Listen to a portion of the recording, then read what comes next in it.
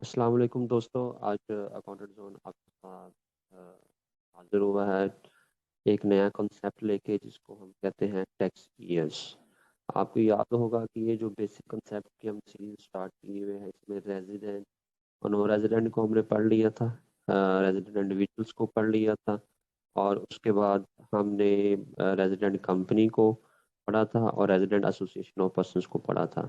अगर आपको नहीं ये टॉपिक देखने हैं तो आप हमारी प्रीवियस वीडियोस को देख सकते हैं। आज जो हमारा टॉपिक है वो है टैक्स ईयर्स के हवाले से। तो इंशाल्लाह इसको हम आज डिटेल में देखेंगे। टैक्स ईयर्स के अंदर जो क्वेश्चंस हैं जो कि नॉर्मली हमारी प्लानिंग होती है कि हम इसको क्वेश्चंस क्रिएट करते हैं और फिर हर क्वेश्चन का वन बाय वन आंसर जो है वो हम देखते हैं। तो सबसे पहला क्वेश्चन ये है कि why why you need to know about tax year. हमारा टैक्स ईयर के मतलब जानना जो है वो क्यों ज़रूरी है। दूसरा क्वेश्चन ये है कि क्या is every person have a same tax year from 1 जुलाई 20, जो भी साल है कि वो जुलाई से शुरू होता है और जून पे एंड होता है, क्या हर पर्सन का जो टैक्स ईयर है ये यही टैक्स ईयर होता है। ये नॉर्मली एक मिसअंडरस्टैंडिंग होती है लोगों के अंदर कि हर आदमी का टैक्स ईयर जो है वो जुलाई से शुरू होकर 30 जून पे ही ख़त्म हो जाता है, चाहे कंपनी हो, इंडिविजुअल हो, एओपी हो। जबकि ऐसा केस नहीं है, वो हम डिटेल में नीचे देखेंगे। कहते हैं what is the process of change in tax year from normal to special and vice versa. अगर एक आदमी अपना टैक्स ईयर जो है वो नॉर्मल टैक्स ईयर से निकाल के स्पेशल में लेके जाना चाहता है या स्पेशल से नॉर्मल में आना चाहता है, उसका प्रोसेस क्या होगा। तो कहता है कि under what circumstances tax year can be less than 12 months. Normally जब हम टैक्स ईयर की बात करते हैं तो हमारे जहन में यही आता है कि ये 12 महीने का ही होता है, फॉर एग्जाम्पल जुलाई से जून तक। वो कहता है कि कौन सी ऐसी सर्कमस्टांसेस हैं जिनके अंदर जो हमारा टैक्स ईयर है वो 12 मंथ से भी कम हो सकता है। के बाद नेक्स्ट जो है वो ये है कि if tax payer driving incomes from different sources having different tax year. अगर एक टैक्स पेयर है वो डिफरेंट सोर्स ऑफ हेड से इनकम जनरेट कर रहा है, फॉर इनकम फ्रॉम सैलरी से, प्रॉपर्टी से, इस तरह जो दूसरे बिजनेस वगैरह हैं, और हर टैक्स इनकम ऑफ हेड्स के लिए जो टैक्स ईयर है वो डिफरेंट है, तो उस केस में हम चीज़ों को कैसे लेके चलेंगे, ये भी एक क्वेश्चन है और इसको इंशाल्लाह इसमें एड्रेस करेंगे। उसके बाद जो है नेक्स्ट क्वेश्चन है कि what will be the tax year of AOP member and AOP. AOP का एक मेंबर है, उसका टैक्स ईयर क्या होगा। और अगर एक पर्सन जो है वो दो या दो से ज्यादा एओपी का मेंबर है और उनके टैक्स ईयर डिफरेंट हैं तो देन क्या होगा। तो ये सारी चीजें इंशाल्लाह आज हम इसको इस लेक्चर के अंदर डिटेल से देखेंगे। सबसे पहले देखते हैं कि नॉर्मल टैक्स ईयर क्या होता है। नॉर्मल टैक्स ईयर अगर इसको सिंपल अल्फाज में हम कहें तो वो टैक्स ईयर होता है जो कि एंड होता है 30th day of the June.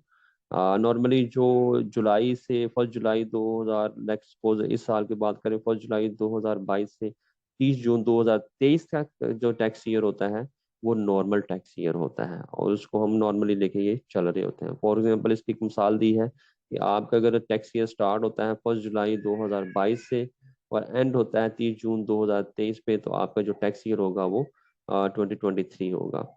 अच्छा, इसमें आपने याद रखना है कि जो टैक्स ईयर का जो लास्ट डे जिस कैलेंडर ईयर्स के अंदर फॉल कर रहा होगा वही आपका टैक्स ईयर होगा। फॉर एग्जांपल अगर आप देखें कि ये टैक्स ईयर जो है कि 30 जून 2023 के अंदर खत्म हो रहा है, तो कैलेंडर ईयर कौन सा है 2023, तो आपका टैक्स ईयर भी 2023 होगा। ये भी एक नॉर्मली लोगों को कंफ्यूजन होती है कि टैक्स ईयर 2022 है या टैक्स ईयर 2023 है। तो यहाँ पे अगर आप देखें तो लिखा हुआ है कि आपका लिखा हुआ है कि it is denoted by the calendar year in which the set date falls. यानी कि जो आपका टैक्स ईयर होता है उसकी जो लास्ट डेट जिस कैलेंडर ईयर के अंदर फॉल करती है वो बेसिकली आपका ईयर होता है टैक्स ईयर। तो अगर आप देखें तो इसकी 2023 के अंदर लास्ट डेट फॉल कर रही है टैक्स ईयर की, तो इसका आपका टैक्स ईयर जो है वो 2023 होगा।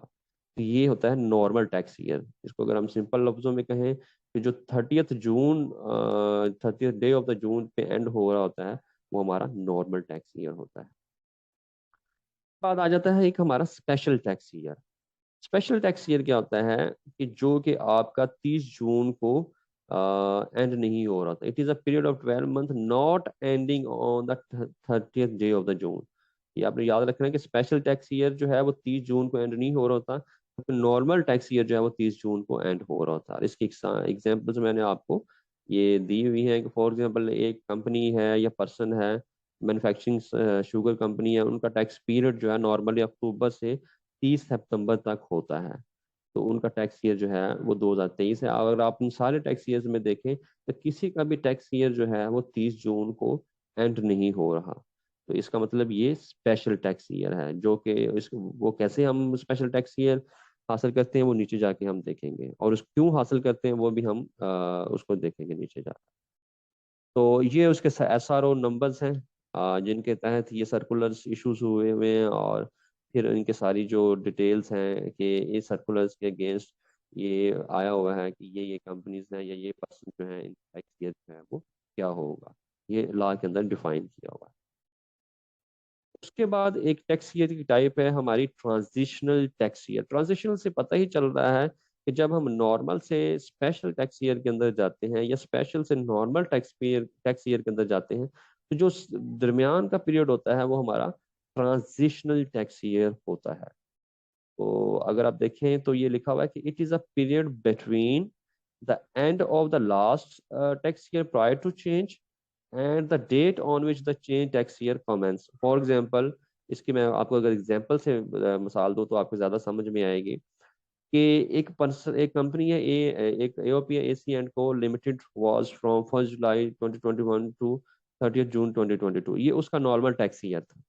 After approval from commissioner, tax year changed from normal tax year to special tax year, which end on 30th September 2023। अब उसका टैक्स ईयर था जुलाई से जून तक। अब उसने कमीशन से को रिक्वेस्ट की और अप्रूवल ली। अप्रूवल के बाद उसने अपना टैक्स ईयर जो चूज किया स्पेशल टैक्स ईयर, वो जो है वो एंड होता है 30th सितंबर 2023। अगर हम इसके एग्जाम्पल में देखें तो 1 जुलाई 2021 से 30 जून 2022 तक इसका जो पहले था टैक्स ईयर, वो था नॉर्मल टैक्स ईयर। अब उसने क्या किया कि इस टैक्स ईयर से वो इस टैक्स ईयर के अंदर आ गया कि 1 अक्टूबर 2022 से 30 सितंबर 2023 तक। उसने कहा कि कमीशन से अप्रूवल ली, उसने कहा जी मेरा ये टैक्स ईयर कर दें, क्योंकि मेरी जो इनकम का फ्लो है वो इन मंथ्स के अंदर नहीं होता, इस इन मंथ्स के अंदर होता है। अगर आप देखें कि जुलाई से जून तक तो आपका नॉर्मल टैक्स ईयर ही रहेगा। अब जून से जब जुलाई से सितंबर तक जो ये टैक्स ईयर है वो ट्रांजिशनल टैक्स ईयर होगा, क्योंकि उसका जो स्पेशल टैक्स ईयर है वो स्टार्ट होता है अक्टूबर से 30 सितंबर तक। तो इसका मतलब जून से जो अक्टूबर के दरमियान का पीरियड है वो ट्रांजिशनल टैक्स ईयर होगा। और इसलिए अगर आप देखें तो जुलाई 2022 से 30 सितंबर 2022 तक का जो पीरियड होगा वो उसका ट्रांजिशनल टैक्स ईयर होगा। तो अगर हम अपनी लर्निंग आउटकम्स की तरफ जाएं तो आप देख सकते हैं कि ये जो आपका जो पहली रिक्वायरमेंट थी वो पूरी हो गई है कि why we need to know about tax years, और इनके क्यों जरूरी है। और दूसरा क्वेश्चन ये था कि is every person have same tax year from July to 30 June. ये हमने देख लिया है कि ऐसा नहीं है, डिफरेंट टैक्स ईयर्स होते हैं, और उनकी कैलकुलेशंस हमने एग्जांपल्स के साथ देख ली है। इसके बाद जो नेक्स्ट क्वेश्चन है कि अगर एक पर्सन अपना टैक्स ईयर को चेंज करवाना चाहता है तो वो क्या करेगा, उसका तरीकेकार जो है वो क्या होगा। उसमें आप देखें कि process of change in tax year है, तो उसमें आपने याद रखना है कि सबसे पहले वो एप्लीकेशन लिखेगा कमिश्नर को सॉलिड रीजंस के साथ कि मैं जी ये रीजंस हैं और इसकी वजह से मैं अपने टैक्स ईयर को चेंज करवाना चाह रहा हूँ। अच्छा, उसके बाद जो कमिश्नर है वो क्या करेगा, वो एक ऑर्डर पास करेगा कि मैंने आपकी जो एप्लीकेशन है उसको एक्सेप्ट किया है या रिजेक्ट किया, और उसके ऊपर वो डेट भी मेंशन करेगा कि किस डेट से आपका जो इन केस ऑफ एक्सेप्टेंस जो है वो आपका टैक्स ईयर जो है वो स्टार्ट होगा। और उसके बाद कमिश्नर जो है अगर वो समझता है कि इसके अंदर कुछ प्रॉब्लम्स हैं या जस्टिफाई नहीं है, रीजंस नहीं है, तो वो रिजेक्शन या रिफ्यूजल से पहले वो उसको टैक्स पेयर को एक अपॉर्चुनिटी देगा और उसको बताएगा कि आप ये चीज़ें हैं और मेरे ये कंसर्न्स हैं, तो काइंडली ज़रा इसको देख लें। और उसके बाद अगर वो नहीं सेटिस्फाई होता देन वो उसको रिजेक्ट कर देता है। अच्छा, अगर ये कमिश्नर जो है उसको रिजेक्ट करता है तो देन नेक्स्ट प्रोसेस क्या है? कहता है कि इन केस ऑफ रिजेक्शन और रिफ्यूजल, अगर वो रिजेक्ट कर देता है और रिफ्यूज कर देता है टैक्स ईयर को चेंज करने पे, तो उसमें कहता है कि टैक्स पेयर जो है वो एप्लीकेशन दे सकता है एफबीआर को, फेडरल बोर्ड ऑफ रेवेन्यू को, अगेंस्ट कमिश्नर डिसीजन कि जी ये मैंने रीजंस थी और इसकी वजह से मेरे कमिश्नर ने अप्रूव नहीं किया, तो काइंडली जो है मेरे एप्लीकेशन को रिव्यू किया जाए। अच्छा, अब जो बोर्ड का डिसीजन होगा, चाहे वो रिजेक्ट हो चाहे वो एक्सेप्ट हो, वो फाइनल होगा, उसको आप चैनल जो है वो चैलेंज नहीं कर सकते। तो ये भी इसके अंदर जो है वो चीज़ है। तो प्रोसेस ऑफ चेंज में क्या है कि सिंपल आपने एप्लीकेशन लिखनी है कमिश्नर को कि जी ये मेरे रीजंस हैं और इसकी वजह से मैं टैक्स ईयर चेंज करना चाह रहा हूँ। कमिश्नर सारा उसको प्रोसेस वगैरह को देखेगा और आफ्टर सेटिस्फेक्शन वो जो है इसको रिजेक्ट कर देगा या एक्सेप्ट कर देगा। अगर रिजेक्शन होती है तो टैक्स पेयर जो है वो एफबीआर के पास जा सकता है, फेडरल बोर्ड ऑफ रेवेन्यू के पास, और फेडरल बोर्ड ऑफ रेवेन्यू का जो डिसीजन होगा वो final, full and final decision consider किया जाएगा टैक्स ईयर के हवाले से। तो ये अभी हमने डिस्कस किया है कि what is the process of change in tax year from normal to special tax year. तो वो कहता है कि under what circumstances tax year can be less than 12 months, कि कौन सी सर्कमस्टांसिस हैं जिसके अंदर जो आपका टैक्स ईयर है वो 12 महीने से कम हो सकता है। तो इसमें आप देखें कि ये सारी सर्कमस्टांसिस लिखी हुई हैं कि जिनके अंदर आपका जो टैक्स ईयर है वो 12 मंथ से कम हो सकता है।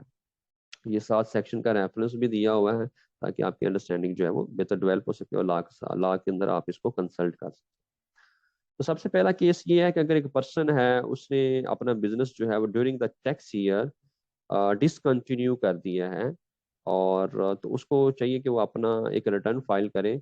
किस डेट से? From the first date of the tax year to the date of discontinue of business. तो वो क्या करेगा? अगर उसने अपना बिजनेस डिसकंटिन्यू किया है तो वो जो कमिश्नर है उसको उसके तहत उसको आगे अपने एक रिटर्न फाइल करेगा।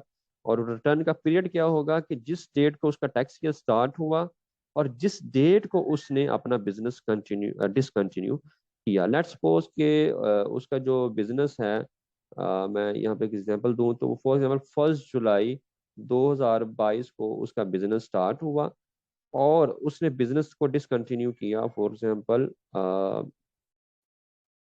दिसंबर 31 2022 को। तो ये जो पीरियड है, इस पीरियड की वो क्या करेगा? वो अपनी रिटर्न फाइल करेगा। और अगर आप इनका पीरियड को देखें तो ये आपका तकरीबन 7 से 5 माह बनते हैं, तो ये आपका टैक्स ईयर जो होगा वो 12 मंथ से लेस देन होगा। अच्छा, उसके बाद अगर एक पर्सन है, if in case of person is likely to leave Pakistan during the tax with no intention of returning to Pakistan. एक आदमी है जो during the tax year Pakistan छोड़ के जा रहा है, किसी भी रीजन से बाहर की सेटलमेंट्स हो गई हैं, तो वो क्या करेगा? वो कमिश्नर को एक एप्लीकेशन नोटिस देगा और इन्फॉर्म करेगा और अपनी एक रिटर्न जो है वो उस पीरियड की जो है वो फाइल कर देगा। तो फॉर एग्जांपल अगर इसी एग्जांपल को देख लें तो वो जुलाई 2022 के उसका टैक्स ईयर स्टार्ट हुआ था और 31 दिसंबर को वो टैक्स ईयर के अंदर छोड़ गया है और उसका कोई प्रोग्राम नहीं है वापस आने का, तो वो उसका जो टैक्स ईयर होगा वो भी लेस देन 12 मंथ होगा। याद रखें यहाँ पे जो बोल्ड किया हुआ है कि no intention of returning to Pakistan. अगर उसकी कोई इंटेंशन होगी तो फिर ये सिनेरियो जो है वो चेंज हो जाएगा। उसके बाद ये है कि अगर इसका फर्स्ट टैक्स ईयर है या भी उसका बिजनेस जब या दूसरी चीज उसने स्टार्ट ही जुलाई के अंदर या उस पीरियड के अंदर स्टार्ट किया, दिसंबर के अंदर स्टार्ट किया है, तो उसके अंदर उस केस में भी उसका टैक्स ईयर जो है वो लेस देन 12 मंथ होगा। उसके बाद जो नेक्स्ट केस है कि डेथ ऑफ इंडिविजुअल, एक पर्सन फोर्थ हो गया है, तो वो अपना टैक्स रिटर्न के अंदर जब हम नॉर्मली आईआरएस में भी जाके देखते हैं तो वहाँ पे हम उसका डिजीज पर्सन के तौर पे लिख देते हैं। और उसकी डेथ हो गया तो वहाँ पे जाके ड्यूरिंग द टैक्स ईयर, तो उस केस में भी उसका जो टैक्स पीरियड होगा वो लेस देन 12 मंथ होगा। इसी तरह इनकम फ्रॉम सीज सोर्सेज हैं कि अगर कोई हमारी ऐसी इनकम थी जो कि सीज सोर्सेज से आ रही थी, तो उस केस के अंदर भी हमारा जो टैक्स ईयर होगा वो लेस देन 12 मंथ होगा। तो ये जो सारे केसेस हैं, इस इन सारे केसेस के अंदर जो टैक्स ईयर है वो एक डिस्टिंक्ट टैक्स ईयर के तौर पे कंसीडर होगा। तो ये under what circumstances tax year can be less than 12 month था कि किन सर्कमस्टांसेस के तहत आपका जो टैक्स पीरियड है वो 12 मंथ से लेस हो सकता है। अब नेक्स्ट क्वेश्चन बड़ा इंटरेस्टिंग है कि अगर एक टैक्स पेयर इनकम ड्राइव कर रहा है डिफरेंट सोर्सेज से, डिफरेंट टैक्स ईयर्स के लिहाज से, तो फिर उसकी कैसे ट्रीटमेंट करेंगे? तो आपको ये देखें, एक पर्सन है जिसका स्पेशल टैक्स ईयर भी है और नॉर्मल टैक्स ईयर भी है। तो टैक्स रिटर्न के हवाले से उसका कौन सा टैक्स ईयर कंसीडर किया जाएगा जो कि लास्ट डेट्स को लेकर चल रहा होगा। तो ये मैंने सर्कुलर का रेफरेंस वगैरह भी दे दिया है, यहाँ पे आप देख सकते हैं। उसमें कहता है कि special tax year shall be the tax year of the tax payer in respect of his income from all sources.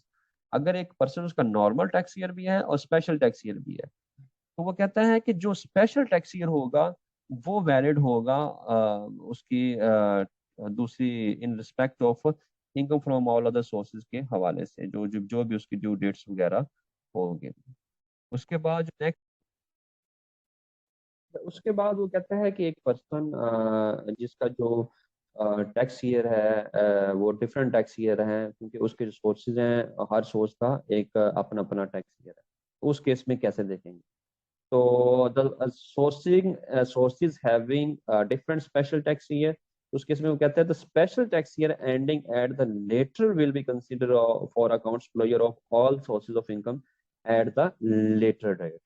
तो सबसे एंड डेट होगी स्पेशल टैक्स ईयर की, स्पेशल टैक्स ईयर में से टैक्स ईयर की, वो कंसिडर की जाएगी। फॉर एग्जांपल ये कंपनी है और उसके डिफरेंट स्पेशल टैक्स ईयर्स हैं जो कि for different sources, income sources के लिए।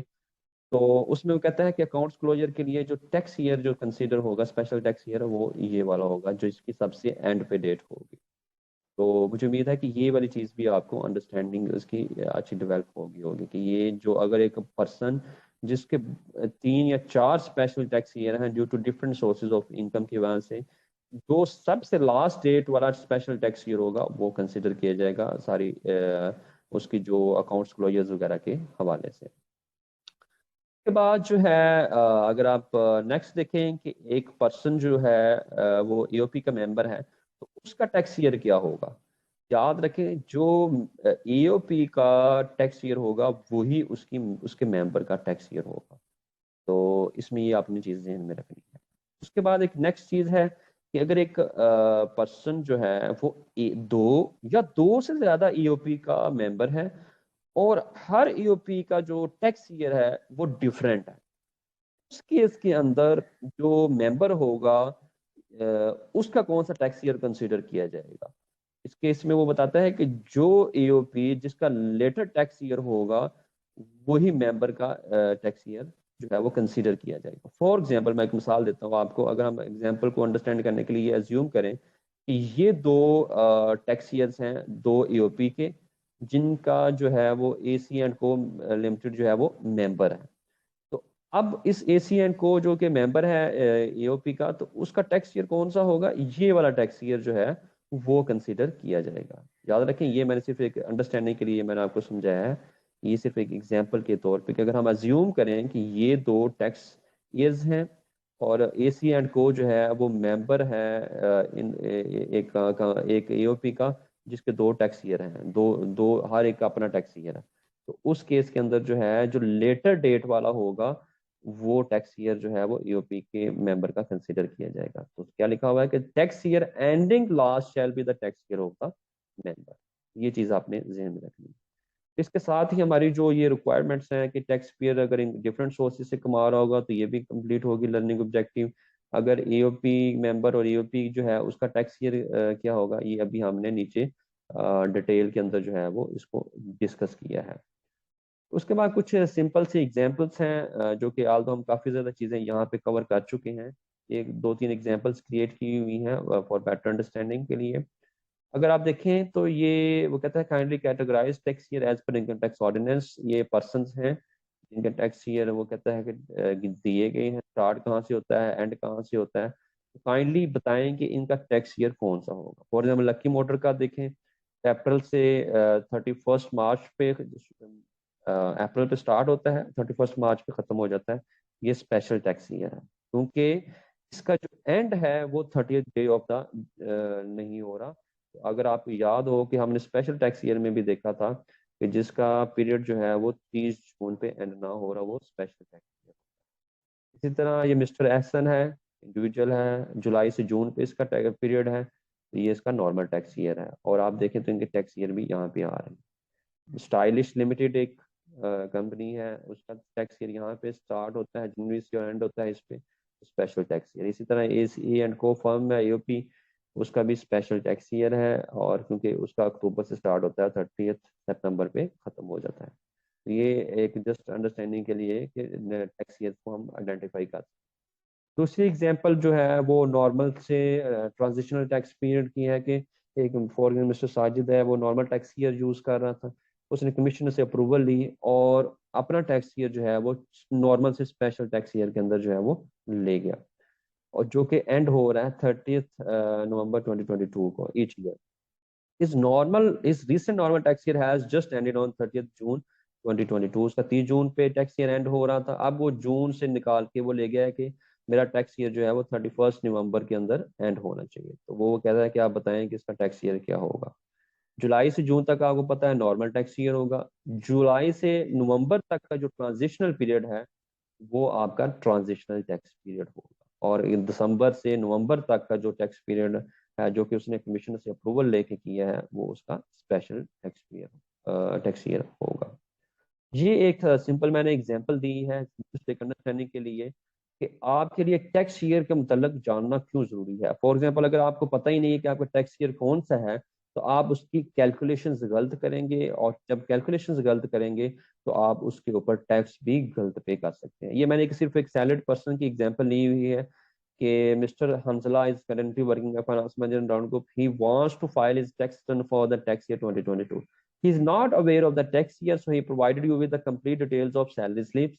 Kindly calculate its relevant salary for the tax year 2022 for tax return purpose। उसने आपकी सैलरी स्लिप दे दी सारी कि ये मई जून अप्रैल जून ये मेरी सारी सैलरी है, ये बेसिक सैलरी है, ये अलाउंसेस है, ग्रॉस सैलरी है, और नेट सैलरी जो है वो बैंक के अंदर आ रही है। अगर आपको टैक्स ईयर का पता नहीं होगा तो आप क्या करेंगे, फॉर एग्जांपल मे बी मार्च से जो है वो आप 12 मंथ ले लें, और या किसी और पीरियड से 12 मंथ ले लें, तो उसकी जो सैलरी आप डेफिनेटली उस पीरियड की ले रहे होंगे, तो जो आपका टोटल सैलरी होगी वो आप गलत कैलकुलेट करेंगे, और जब टोटल सैलरी गलत कैलकुलेट करेंगे तो आप उस पर टैक्स भी गलत कैलकुलेट करेंगे।